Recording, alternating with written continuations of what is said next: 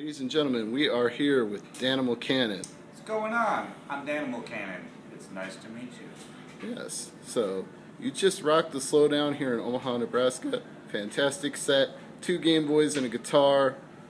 Talk to us about the show tonight. You know, I was really caffeinated, and I love being caffeinated. If I ever tried meth, I would probably get hooked on that shit like immediately. So when I'm caffeinated, I just play so much better for some reason. I do everything better. But it felt really good. The crowd, this is actually my first time in Omaha, so I was like, oh, I don't really know a lot of people in Omaha. I hope there's some people at the show. But there was a big crowd, and I got a fantastic response. So I'm feeling very much at home in Omaha, but I was a little worried before the show. Well, you had the proper audience, because when you got Megaran headlining, you got a lot of people who are going to appreciate chiptunes, electronics, video game remixes. You had the right crowd for it tonight. Yeah, and Megaran and I, we play very different music, but there's just enough crossover where we kind of attract a crowd with kind of similar interests, and it's kind of fun because I'll attract, you know, some people who might be into what I do, and they'll discover Megaran for the first time, and it's vice versa. It's people that might not independently discover us, but we have just enough crossover where we can tour together and really get a diverse but cool audience. Yeah, it worked out well. So how did you first get into guitar and Game Boy? What first led you to that? Originally, I played in a video game cover band called Armcannon, and I still play in that band today.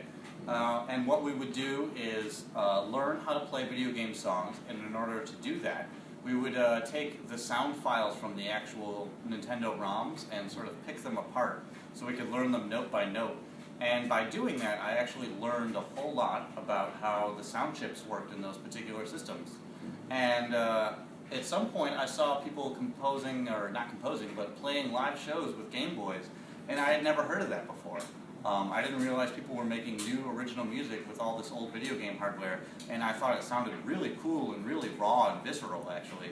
I was very surprised. And since I had all of this knowledge about old video game hardware from dissecting them, it was a really easy transition for me to start making original music on Game Boys. And so that happened around 2010 or so, and I guess I've been making music on Game Boys for about 5 years now.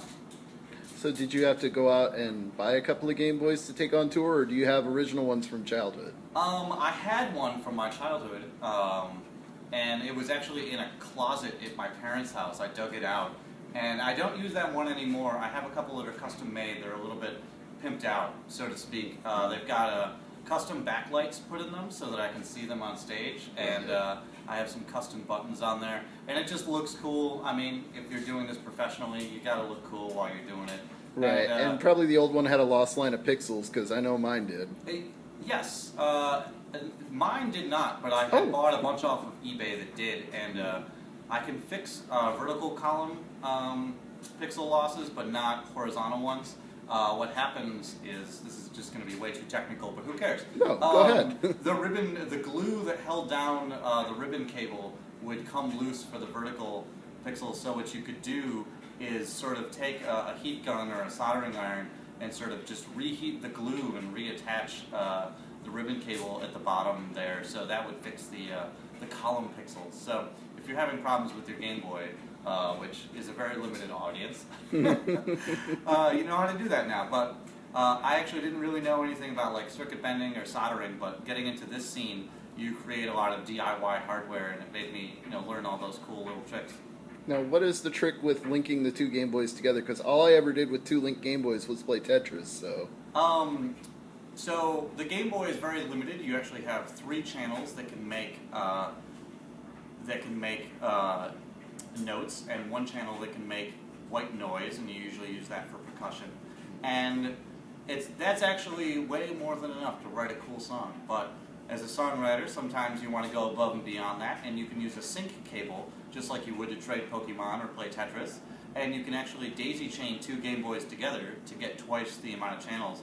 And you can get some really full sounding, really lush sounding mixes just from two Game Boys, and it's really kind of impressive. Oh, our laundry's done. Either that or somebody has a burrito, one or the other. Yeah, let me turn that off real quick. Sure. All right, cool. Awesome. Back to our previously scheduled program already in Right. progress. Sorry, laundry. On the road, you don't get to do laundry that often. Well, yeah, I mean, you got to take advantage of it when they, we walked in here earlier and I was carrying Rand's bag and they said, you can go upstairs and do laundry. We got a full laundry machine. I mean, that's not something you're going to get at every venue you go to. That is very true. They also have a full shower here. When you're on the road, like, those are the amenities that really matter the most. Being on the road is very romantic and it's very fun, but some of the little things, I was clipping my nails in a gas station bathroom earlier today. Sometimes it's not that pretty, but you do what you got to do to, rock the world, I guess. That wasn't at the I-80 truck stop, was it? It was at a gas station on I-80, but it was actually outside of Des Moines. Oh, okay, yeah. See, the reason I ask that is because I've driven the long haul between here and Chicago many times, and you get through I-80, and it always says, the world's largest truck stop, right as you...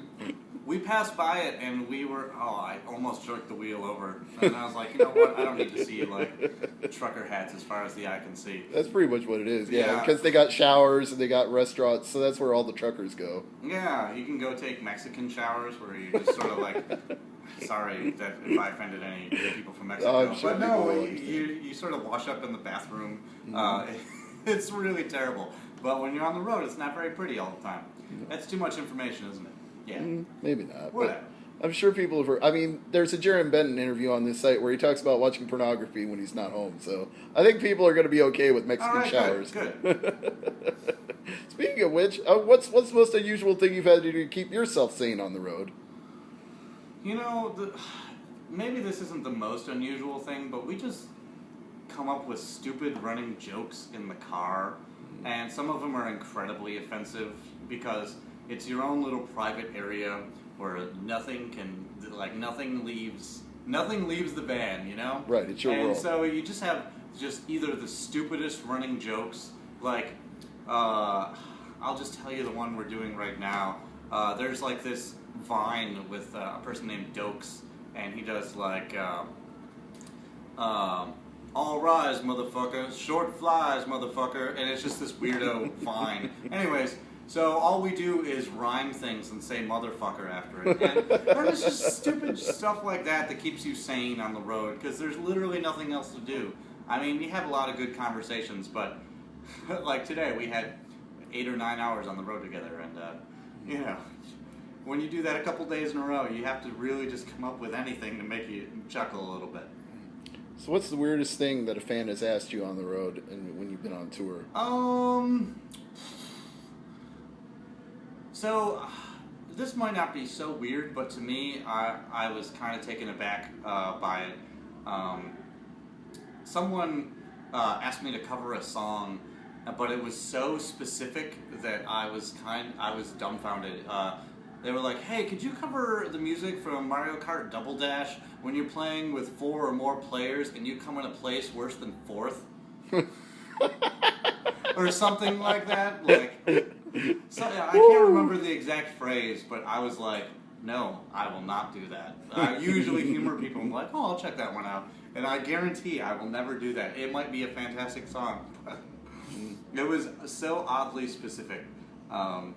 But I don't know, meeting people on the road. Last night we had a guy bring us donuts to the show. He works at a donut shop, and he messaged us on Facebook or Twitter, I can't remember which one. He's like, hey, do you guys like donuts? And we were like, of course we do. He brought us a whole big box of donuts at the show, so we've been eating them all day, which I'm sure is very healthy. But Well, you gotta eat what you gotta eat on the road, too. Yeah, and, you don't know if this guy's going to be a total creepo. Or it could have been PCP donuts. You had no way of knowing. Yeah, that's true. That's true. There's a little bit of risk going on the road, but we get lucky. The people are very generous, and they're usually more than willing to support independent musicians, and they recognize that we're working for it, and we're putting it on the line a little bit. So. Yeah, case in point, we got the CD right here, so. That is my first album, Roots, and featuring the lovely artwork of Frankie Coulomb.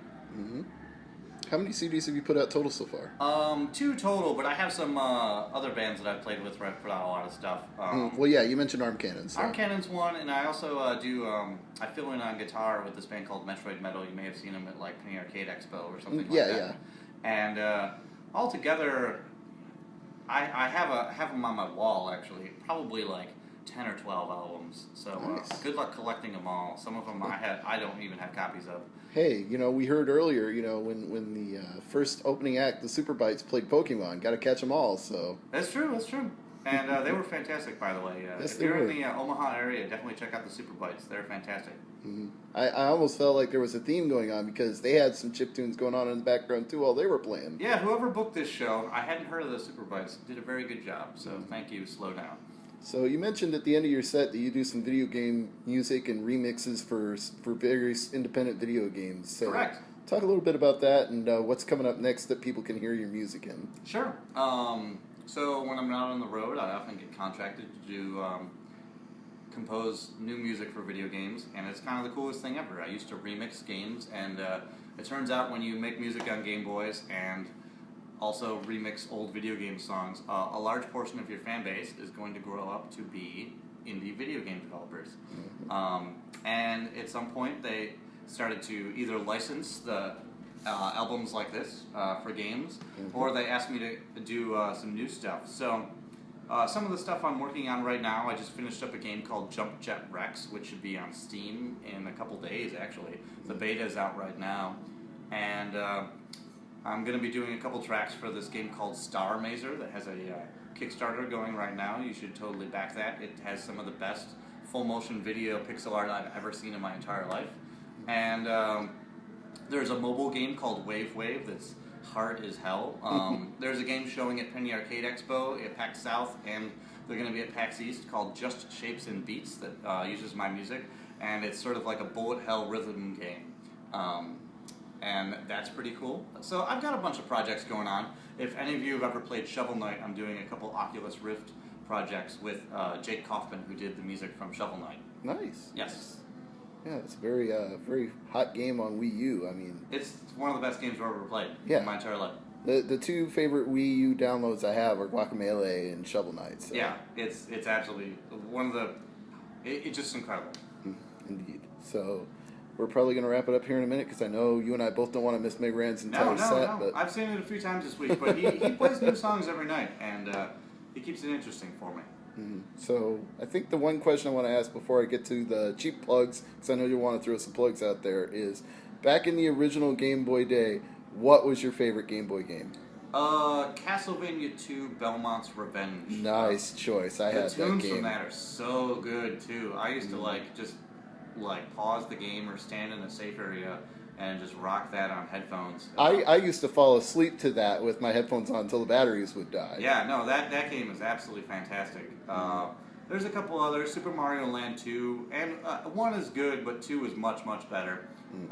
2 is much closer to a Mario game. The 1 was kind of a little freaky. It was a little freaky, but I kind of like it for its weird freakiness. It's sort of like I don't know, just redheaded stepchild of the Mario franchise. And that music gets stuck in your head. Da da da da bo bo. Which is done by Hip Tanaka, and Hip Tanaka also designed the sound chip for the Game Boy. How appropriate. Right? All right. Full circle right there. Yes, indeed. So let's get the plugs out there, and then we'll go check out Mega Ran. My name is Danimal. You can follow me on Twitter at Armcannon. I actually use the Armcannon Twitter for both me and Armcannon because I don't feel like making a new one. Danimal Cannon Music on Facebook, or I don't know, go to my website. I sell all my music on Bandcamp, danimalcannon.bandcamp.com. That's a fantastic site that supports independent music fantastically. It's the best music platform I've ever come across. So go listen to some tunes online. Keep an eye out for some of the stuff I might be composing for games. You might be listening to my music and not even know it yet. And I think you must be on Tumblr too, because I tagged Danimal Cannon in a post on Tumblr. The back end for my website is on Tumblr, so I just update it by using Tumblr, so you can follow me on Tumblr. I do use it kind of sparingly. I like Tumblr, I just don't use it that much. But my website's built alongside of it, so. Very cool. Yeah. Well, thank you for the time today, and I hope everybody will go out and see you on tour, because megaran.com will have all the tour dates where they can catch Danimal Cannon. So Awesome, thank you. Thank you very much.